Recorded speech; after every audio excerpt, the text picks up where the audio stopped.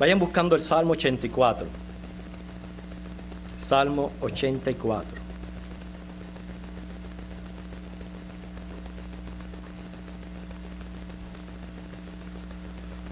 Y así vamos al Señor en oración.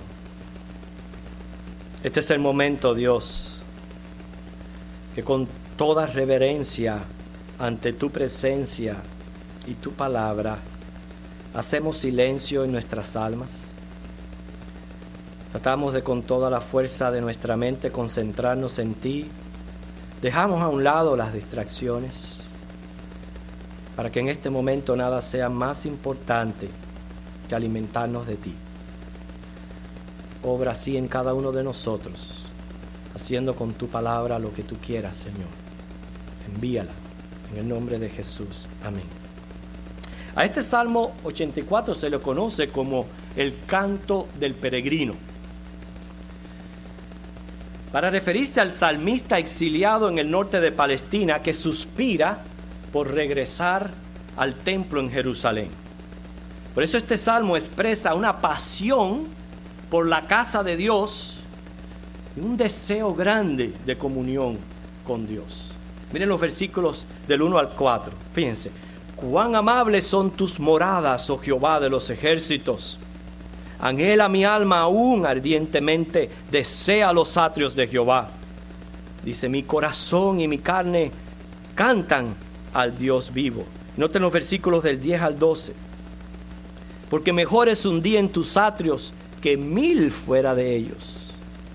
Escogería antes estar a la puerta de la casa de mi Dios que habitar en las moradas de maldad.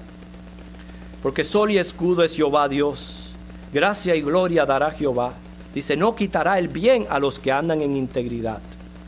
Dice Jehová de los ejércitos, dichoso el hombre que en ti confía. Hoy yo quiero tratar el tema de la comunión. Vamos a leer algunas porciones bíblicas al respecto. Pero antes, yo encuentro que es sumamente maravilloso el hecho que Dios nos haya hecho a nosotros para una eterna comunión con Él. Para mí yo lo encuentro maravilloso. Esta comunión que se perdió por el pecado, fue el mismo Dios quien la restaura. Fue su misma iniciativa el hecho de restaurar esta comunión, lo cual sería imposible de nuestra parte al encontrarnos muertos en pecado. Los creyentes tenemos comunión con el Dios Trino. Eso lo leímos en nuestra lectura en 1 de Juan 1:3, donde decía que nuestra comunión verdaderamente es con el Padre y con su Hijo Jesucristo. En la bendición que enviaba Pablo a las iglesias a través de sus cartas, él decía así: la gracia del Señor Jesucristo, el amor de Dios y ¿qué? Y la comunión del Espíritu Santo sea con todos vosotros. Así que es claro, por estos y por muchos otros versículos, hermanos, que Dios quiere tener comunión con su pueblo. A veces leemos estas porciones bíblicas sin profundizar en el significado de esta palabra. ¿Sabe lo que significa la palabra comunión? Viene del griego koinonia. Koinonia quiere decir algo en común en varias personas. Fíjense, común a varias personas. Es una relación dentro de la cual dos partes tienen asociación o alguna cosa en común. Bueno, si este es el sentido de la palabra comunión, según koinonia, yo pregunto, ¿qué cosas tenemos en comunión con Dios? ¿Qué cosas tenemos en comunión? ¿Qué es lo que tenemos en comunión con el Dios Padre, Dios Hijo, Dios Espíritu Santo? Y hago esta pregunta en pleno reconocimiento que nosotros no somos dioses y que aún nos encontramos en nuestra naturaleza pecaminosa. ¿Qué entonces tenemos en común? Bueno, siendo creados a su imagen y semejanza, compartimos, aunque deficientemente, algunos atributos comunicables que hay en Dios. Y uno de ellos es el amor. El amor es fruto del Espíritu Santo en la vida del creyente. Amamos porque Dios nos amó primero. Quiere decir que una vez hemos nacido de nuevo, tenemos esta capacidad de amar como Dios quiere que amemos, inclusive aún a los enemigos. Hermanos, esto es algo, el amar así de esta manera, es algo que fuera imposible de lograr si no fuera por Dios.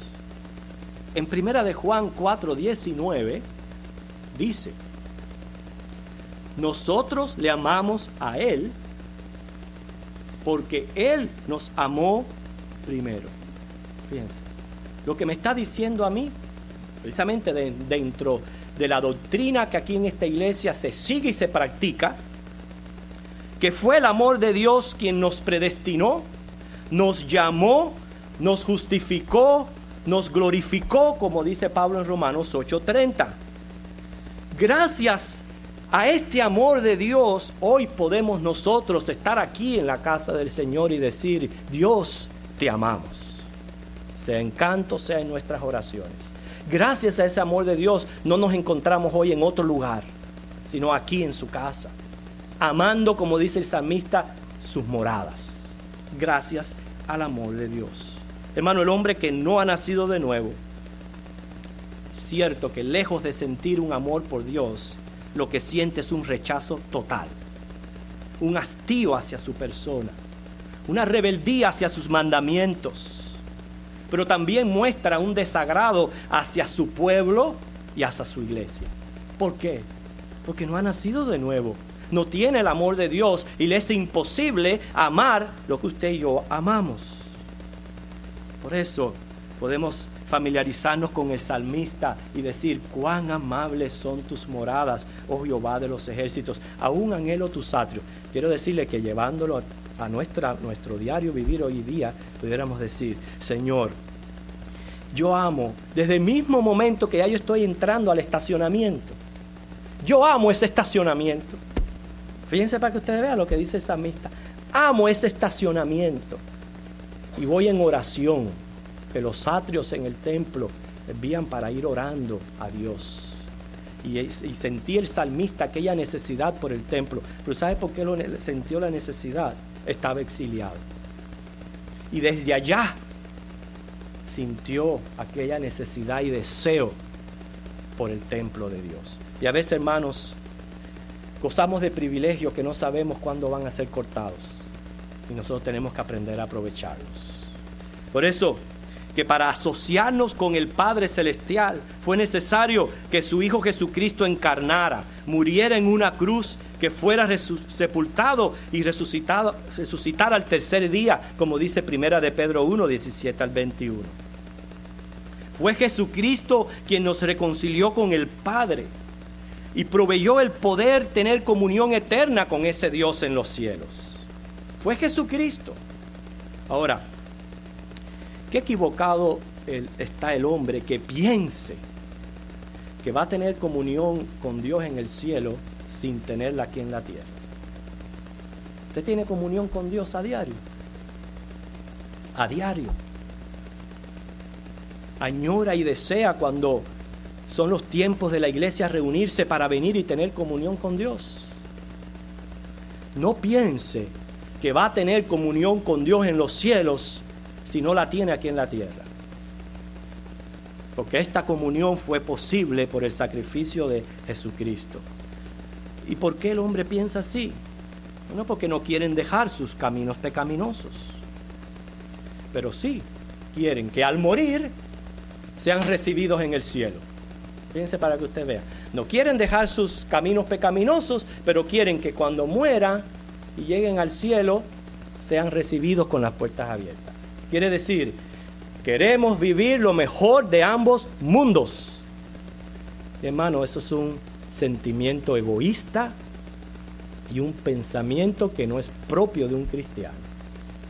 Si queremos tener comunión con Dios en los cielos, tenemos que tenerla ya en la tierra a través de Jesucristo, que la hizo posible. Esta comunión es basada en el sacrificio de su cuerpo y de su sangre. Por eso en 1 de Corintios 10 16 al 17, podemos relacionar las palabras que hay ahí, que dice la copa de bendición que bendecimos. ¿No es la comunión de la sangre de Cristo? Dice, el pan que partimos, ¿no es la comunión del cuerpo de Cristo?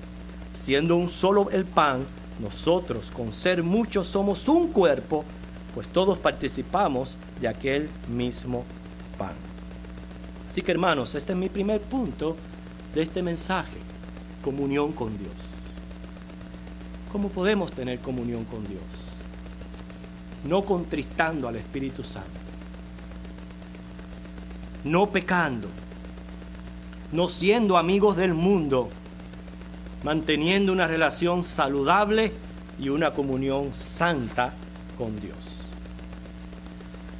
Pero el segundo punto tiene mucho que ver con la comunión con Dios. Voy a hablar de la comunión con la familia.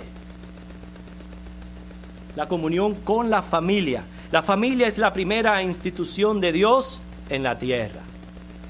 Y debemos tener comunión familiar. Una buena relación entre todos los que viven bajo el mismo techo, procurando el bienestar espiritual de todos los que comparten el diario vivir. Haciéndole la pregunta al significado de coinonía, la primera pregunta, ¿qué cosas tenemos en común? ¿Qué cosas tenemos en común la familia?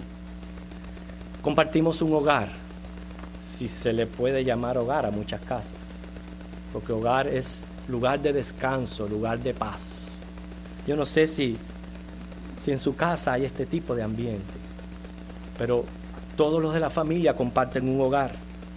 Quiere decir que no es solamente compartir el techo, varias paredes, el plato de comida, sino que también se comparte el ambiente que provocan, no el gato que no habla, los que viven dentro de la casa. Eso es algo que tenemos en común unos con otros. Se comparten las mismas situaciones, sean buenas o malas, sean alegrías o tristezas, triunfos o derrotas. Tenemos muchas cosas en común como familia. ¿Y cómo nos asociamos? ¿Cómo deben asociarse los miembros de una familia? La mejor manera de asociarse, fíjense, es que cada uno dentro del núcleo familiar busque el bienestar del otro. No el suyo propio, sino el bienestar de la otra persona. Esa es una manera de asociarnos como familia y tener las cosas en común. La segunda manera es cumpliendo cada uno sus roles.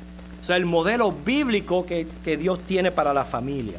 Seguir el manual de instrucción que tenemos aquí. Y aunque no quiero basar todo el mensaje al respecto, les voy a mencionar un poquito de estos roles para examinarnos y ver cómo nos estamos asociando como familia.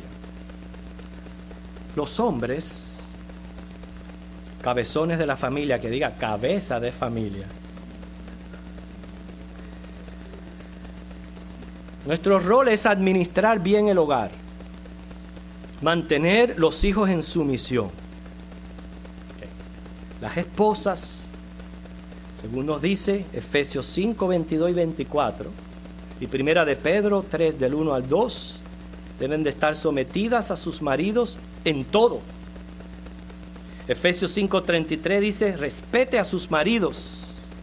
Ahora, en Efesios 5, 25 al versículo 33, dice ahí que los maridos deben amar a sus esposas como Cristo amó la iglesia, no menos que esto.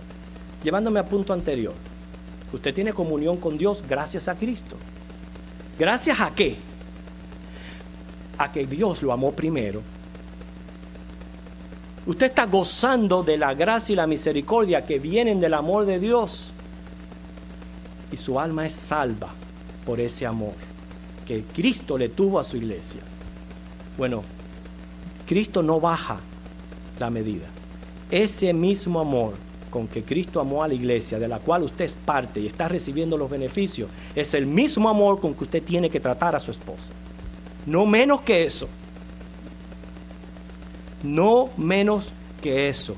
Dice la palabra, vive con ella sabiamente, dándole honor como vaso frágil, madre de los hijos. Dice primera de Pedro 3, para que no tengan estorbo tus oraciones. Entonces ves como la comunión familiar tiene mucho que ver con la comunión con Dios. Que si no hay una buena comunión familiar, ¿cómo tú te atreves a elevar tu oración a Dios? ¿Cómo tú te atreves? Quiere decir que hay que mantener una relación saludable dentro de la familia. Y de tratar a la esposa como vaso frágil. Y a la vez, las esposas portándose no como una lata, pero como un vaso frágil.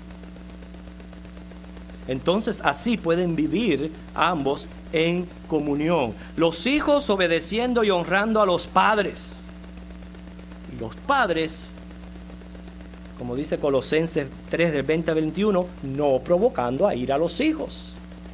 Entonces, como ustedes pueden ver, hermanos, la palabra de Dios nos presenta un manual donde podemos presentar un cuadro familiar hermoso, viviendo en una linda comunión, no en comunismo, en comunión dentro de la familia. Y tiene mucho que ver con la comunión con Dios. Y mi tercer punto, hermanos, es comunión con la iglesia. Dice primera de Juan 1:7, la primera parte, pero si andamos en luz, como Él está en luz, tenemos comunión unos con otros. Otro concepto de comunión es la participación y el compañerismo con otras personas. Es una amistad y un conocimiento profundo con otras personas. Lo que me dice a mí que yo, aislado del cuerpo de Cristo, no voy a poder experimentar esta comunión. Somos llamados por Dios a vivir en comunidad cristiana, no cada uno andando por su lado, ausente del compañerismo cristiano. Tenemos que vivir en comunión. Si usted quiere un buen ejemplo, en Hechos, capítulo 2, versículo 42 al 45, tenemos el ejemplo en la iglesia primitiva, cómo tenían las cosas en común. También el capítulo 4, versículo 32, habla al respecto. Pero vamos a hacerle las dos preguntas a nuestro término koinonía. ¿Qué cosas tenemos en común? O sea, nuestro primer punto, le hicimos la pregunta a koinonía, ¿qué cosas tenemos comunión con Dios? Muchos atributos comunicables, uno de ellos el amor. ¿Cómo nos asociamos? No contristando al Espíritu Santo, no pecando, no siendo amigos del mundo, viviendo una vida santa. Cuando le hicimos la pregunta a koinonía en relación a la familia, ¿qué cosas tenemos en común? No solamente un techo, una pared, un plato de comida, sino tenemos también el ambiente y situaciones, circunstancias que se presentan dentro de la familia. Cómo nos asociamos como familia, cada uno cumpliendo su rol bíblico, el rol que dejó Dios en la palabra, pueden llegar a lograr tener comunión. Pero ahora le hacemos la pregunta con relación a la iglesia. ¿Qué cosas tenemos en común como iglesia? Hermano, tenemos cosas grandes y sublimes. Fíjese, usted puede tener cosas en común con su familia. Tristemente hay miembros en nuestra familia que no son convertidos, que no comparten ni tienen las cosas sublimes que tiene la iglesia. Quiere decir que lo que nosotros tenemos en común como iglesia es muchísimo más grande que lo que uno puede tener en común con las personas que llevan la misma sangre, con los que nos usen los lazos familiares. Y fíjese si no es cierto que a medida que vamos creciendo en el cristianismo, muchas veces vamos cultivando una relación más estrecha con un hermano en la fe que con los mismos parientes cuando son inconversos. ¿No es cierto? Porque tenemos cosas grandes y sublimes en común, cosas espirituales, cosas de eterna repercusión. Y este versículo sí quiere que lo leemos, Efesios 4, versículo del 4 al 6. Efesios 4, versículos del 4 al 6.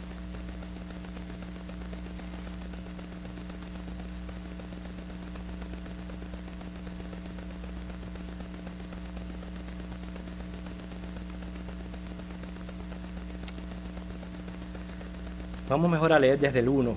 Dice: yo pues, preso en el Señor, os ruego que andéis como es digno de la vocación con que fuisteis llamados, con toda humildad y mansedumbre, soportándoos con paciencia los unos a los otros en amor, solícitos en guardar la unidad del Espíritu en el vínculo de la paz. Un cuerpo. Fíjense las cosas que tenemos en común. Un cuerpo, la iglesia. Un espíritu, como fuisteis también llamados en una misma esperanza de vuestra vocación. Un Señor, una fe, un bautismo, un Dios y Padre de todos, el cual es sobre todos y por todos y en todos. Esto nos hace, hermanos, ser una familia unida estrechamente. ¿Cómo nos asociamos? ¿Cómo nos asociamos en el cuerpo de Cristo? Dejando que ese amor de Dios en nosotros, ese atributo tan bello que Dios nos comunicó y que tenemos en común con Él, regule nuestras acciones. Ahí mismo, detrás de Efesios, Filipenses, capítulo 2, versículo del 1 al 4.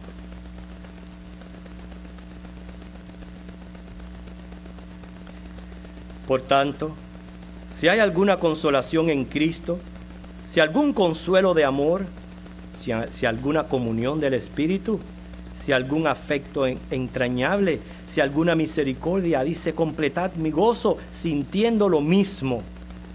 O sea, ¿cómo nos asociamos?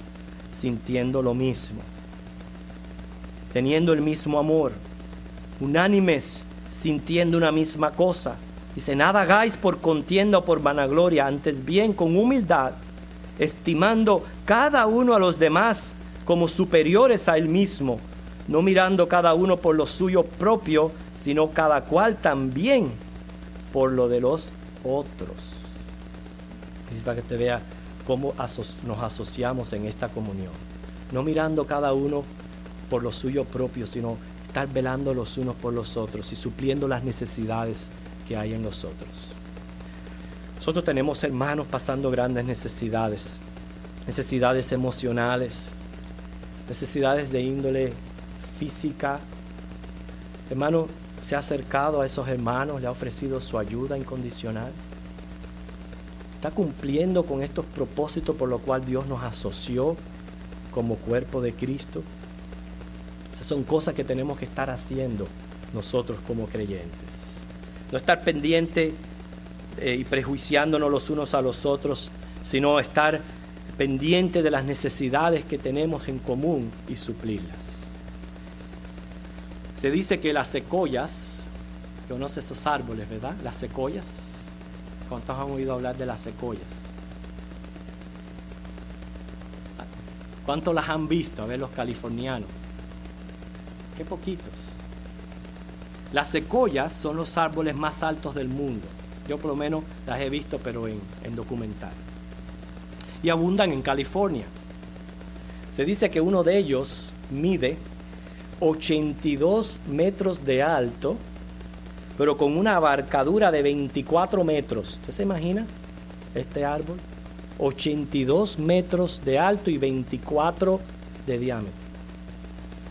Pero hay otro de 111 metros, pero la abarcadura es de 13. O sea que son los árboles más altos del mundo. Se cuenta que durante una excursión a uno de estos parques californianos, el guía turista explicaba que las raíces de estos árboles apenas penetran la tierra. Él explicaba eso. Uno de los visitantes exclamó: ¡imposible! Yo crecí en el campo y aprendí que cuando las raíces no son profundas, vienen los vientos y derriban el árbol. ¿Cómo le caen a esa gente que se cree que lo sabe todo, verdad? Bueno, así replicó la persona. Pero el agente le explicó: Dice, bueno, eso le pasará a otros árboles, pero no a las secuoyas. ¿Por qué? Porque estos árboles crecen en grupos, solamente pueden crecer en grupos. Y sus raíces se van enredando unas con otras. De manera que cuando el viento sopla fuertemente, ellas se sostienen las unas a las otras. Quiere decir, hermanos, que esta es la manera que debería de funcionar la iglesia. Estar unida la familia, la iglesia de Cristo. Termino. Hemos visto que tenemos comunión con el Padre, con el Hijo, con el Espíritu Santo. Tenemos esta dicha, dichoso el hombre que tiene esto. Tenemos esta dicha de tener comunión con Dios en la tierra y la tendremos en el cielo como garantía y seguridad eterna. La tenemos. Hemos visto que debemos tener comunión dentro del núcleo familiar, porque esto afecta muchísimo nuestra comunión con Dios. Y por último vimos que tenemos comunión, o sea, compañerismo con el pueblo cristiano, el cual no podremos lograr si vivimos aislados de la iglesia. Es decir, un perfecto triángulo amoroso. O sea, no me malentienda. Ese triángulo es Dios, tú y yo. Un perfecto triángulo, unidos por los lazos del amor. Si se rompe cualquiera de las relaciones, inmediatamente afecta la comunión. Mire lo que dice Primera de Juan 4, para que tome muy en serio este versículo, hermanos. ¿Usted toma en serio la comunión con Dios? ¿Se proclama cristiano? ¿Dice tener una relación con Jesucristo? Si usted toma en serio la comunión con Dios, inclusive se sienta a tomar de estos elementos, entonces tome muy en serio este versículo que vamos a leer, haga los cambios que haya que hacer por tal de mantener una comunión saludable con Dios. Fíjense el versículo 20 y 21 de Primera de Juan 4. Si alguno dice yo amo a Dios y aborrece a su hermano, es mentiroso, pues el que no ama a su hermano a quien ha visto, ¿cómo puede amar a Dios a quien no ha visto? Y nosotros tenemos esta sugerencia. ¿Dice sugerencia ahí? Dice, este mandamiento de Él, el que ama a Dios, tan simple como eso, ame también a su hermano. Y no me venga con mucho amor de hermanito y besito muá, muá, para allá y para acá, si su familia y su hogar, ¿ok?, es un caos. ¿Ok? No venga así con esa hipocresía delante de Dios, porque quiero decirle que sus oraciones tienen tremendo estorbo. Así que, hermano, Dios nos llama a una comunión, lo cual es posible, y dice la palabra, que trate de estar yo bien con todos los hombres, para que con una limpia conciencia yo pueda sentarme a celebrar y conmemorar esta santa comunión. ¿Por qué? Hay beneficios en la comunión. Como leímos en el Salmo 84:11, gracia y gloria dará Jehová, no quitará el bien a los que andan en integridad. Quiere decir, hagamos los cambios pertinentes para gozar de una buena salud espiritual y una sana comunión vertical con Dios y horizontal con todos los hombres. Señor les bendiga. En esta tarde vamos a participar de la Santa Cena, esta ordenanza que nos dejó el Señor. Según 1 Corintios 11, versículo 17 al 32, el Señor nos manda a probarnos a nosotros mismos si estamos en una condición espiritual sana para sentarnos y celebrar lo que estamos viviendo.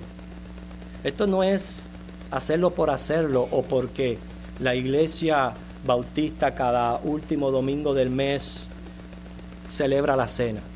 Estos elementos tienen un simbolismo y ese simbolismo es una comunión vertical con el Padre que proveyó Jesucristo a través de su cuerpo y su sangre, lo cual son los elementos, y horizontal con todos los hombres, para mantener una buena salud espiritual entre nosotros. Usted dirá, ¿qué pasa si no me siento en comunión?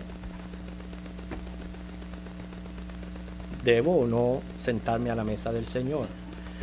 Yo quiero decirle que si usted no se siente apto para sentarse a la cena del Señor, eso no es nada chiquito. Eso es una condición grave. El no estar apto para sentarse a celebrar la cena del Señor es una condición grave, porque a santidad nos ha llamado Dios. Y usted debe de arreglar cualquier cosa que esté provocando que usted no pueda hoy, con limpia conciencia, sentarse a participar de estos elementos. Es una condición grave porque esta es una ordenanza. De igual manera que somos ordenados a participar del bautismo, somos ordenados a participar de estos elementos. Entonces, ¿qué puedo hacer yo si no tengo una limpia conciencia? Hoy, ahora mismo, arrepiéntete de tus pecados, confiesa tus pecados, que dice Juan que Él es fiel para perdonarte. No sigas pecando, arregla tu situación hoy. Siéntate tranquilo. Si has tomado esa resolución, a tomar los elementos. En cuanto acabes de tomar los elementos, ve y arregla tu problema. Inmediatamente, sin que pase un minuto. Y te vas a poder sentar a la mesa tranquilo. Pero si vas a persistir en ese pecado deliberado, entonces, sé tu propio juez. Dice la palabra, no te sientes a tomar los elementos porque muchos se han muerto. Muchos se han muerto. Lo otro es, hermanos, que quiero explicar también, que esto no lo hacemos por hacer acepción de personas y por impedir que personas participen con nosotros. Es que si usted todavía no se ha bautizado, deje pasar los elementos. La única razón es que usted necesita obedecer a Cristo. Tan simple como eso. Si el bautismo es una orden y usted no se ha bautizado, usted no ha obedecido a Cristo. Y si usted no ha obedecido a su Señor, ¿cómo va a tener comunión con Él? Obedezca a Cristo en el bautismo y entonces después va a poder participar de los elementos con limpia conciencia. Y a la vez, si usted no se ha bautizado, pero aún no ha venido a Cristo, yo quiero decirle que Cristo murió por sus pecados, que Cristo murió para reconciliarlo con Dios, que Cristo murió para darle vida eterna. Somos sus criaturas. Dios nos creó para tener comunión con Él, una comunión eterna. El pecado ha hecho separación entre nosotros y Dios, pero el sacrificio de sustituto de Cristo lo hizo posible que nosotros hoy podamos gozar de una relación con el Señor. Quiere decir que para tener comunión con Dios, lo primero que usted tiene que hacer es reconocer que usted es un pecador, arrepentirse de sus pecados, creer en el sacrificio que Cristo hizo en la cruz, aceptarlo como el Señor y Salvador de su vida, y entonces comenzar a caminar los pasos del cristiano. Así que lo primero que usted tiene que hacer es venir a Cristo, si aún no lo ha hecho. Si está en Cristo, bautícese. Si está bautizado, mire a ver cómo está su relación vertical horizontal. Entonces, sentémonos a la mesa con limpia conciencia. Yo quiero pedirle a los hermanos que me van a ayudar a repartir estos elementos, que pasen al frente.